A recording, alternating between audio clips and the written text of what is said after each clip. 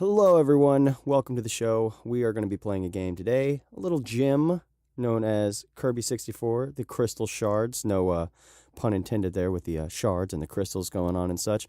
But this is a game that harkens back to my childhood, and I was never much of a Kirby player, but I certainly never got to play this game for the N64, so when I saw that it was on the Virtual Console for the Wii U, and I'm sure it might be out on the Switch, which I don't have yet, but I figured, you know what, let's give it a shot, because I never got to play this game. I've heard many things about this game. As you can see, I started my own little save file over there to test the waters with this game, and for anyone who's never played this game before, it's your, yes, I know how to use this copy ability.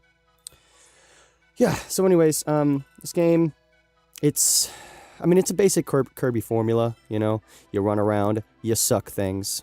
Sounds like my Saturday night.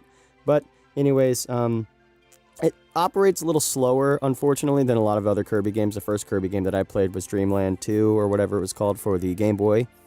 And then my favorite Kirby game, which I'll play eventually on this channel, is Kirby Nightmare in Dreamland for the Game Boy Advance, which I also have on the Virtual Console, so it'll run it in glorious HD and probably a 60 frame lock, so that'd be nice to watch. But this game, like I said, basic Kirby formula. If you're not familiarized with that formula, let me go ahead and show you. Hi, so you're this little pink man, this adorable little pink man named Kirbs. Kirbs, MaGurbs. You suck, you swallow, you rinse, you repeat. But in this game, it's a little interesting because unlike the other iterations that I have played before, you get to mix and match the copy ability. So it's a little tricky at first, because what you have to... Shit. Okay, so you want to suck that up. Let's try to give you guys an example of what I'm talking about. So, damn it. Okay, so you want to take this. You want to... Okay, not off to the best start. But basically what you're going to want to do, in essence, is throw that little star. So you have your copy ability right now. My copy ability is the boomerang, so half of my freaking body goes away, and I'm just a weird pink egg thing.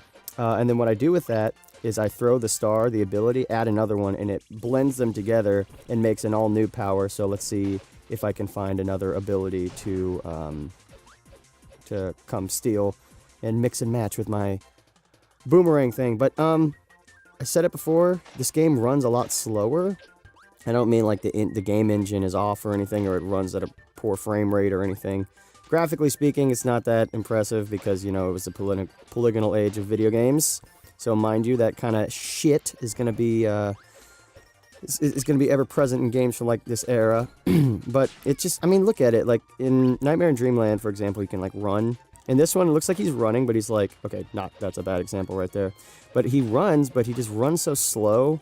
And I don't know if it was because, like, they had problems developing this game, or, like, they were just new with the graphical system, but, I mean, like, look at his top speed. It's like he's struggling. It's like one of those nightmares that you have, where you're trying to run, but you can't go at full speed, or you're just, like, staying in place. Even the flying seems slower than usual, which is unfortunate, because that is one of the... Oh, shit. That is one of the trademark staples of Sir Kerr of B. Okay, so there's a Waddle Dee. I believe that's what he's called. He's adorable. He has no mouth.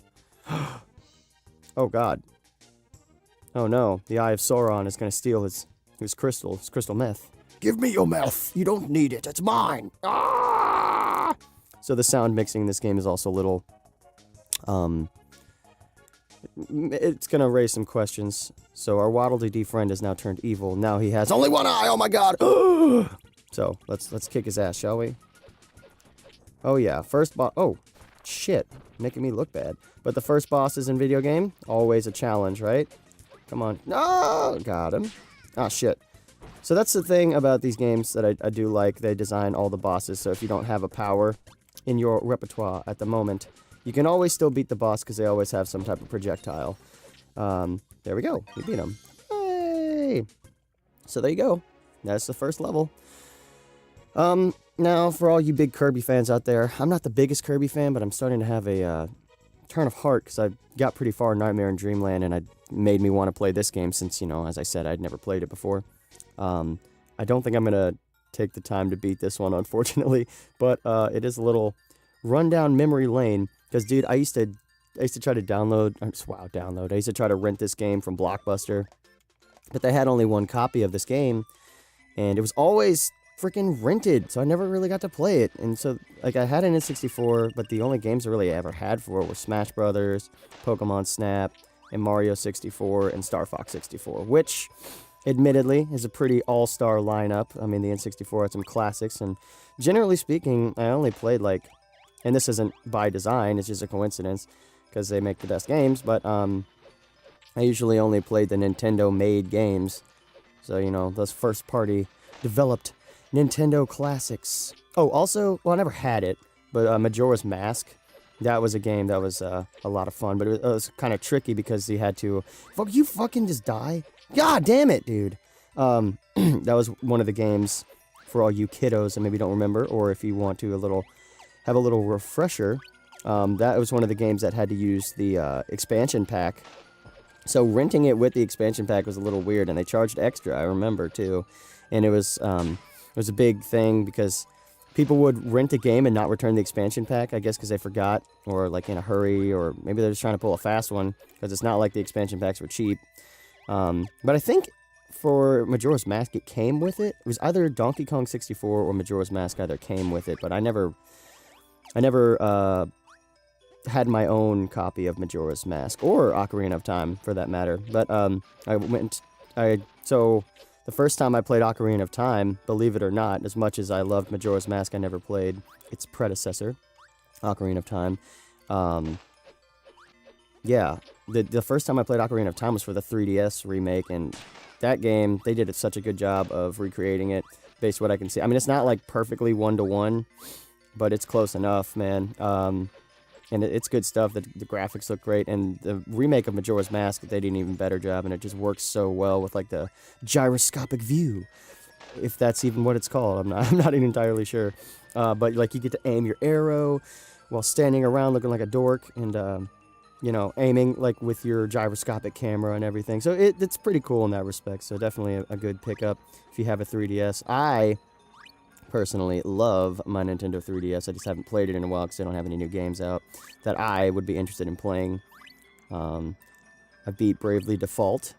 I beat Majora's Mask and the remake of Ocarina of Time, as I mentioned. I beat most of Dragon Quest VII, but then I kind of got uninterested in that game. I don't know if anyone else feels the same way, but I don't know, it's just like such a... like, it's good in terms of the combat. Like, you know what you're getting if you played any Dragon Quest games, or any Square Enix games at all. It's just like your run-of-the-mill RPG, but it just feels like the formula has been done a million times. And, you know, here I am playing a Kirby game, where the formula is basically the same for every game.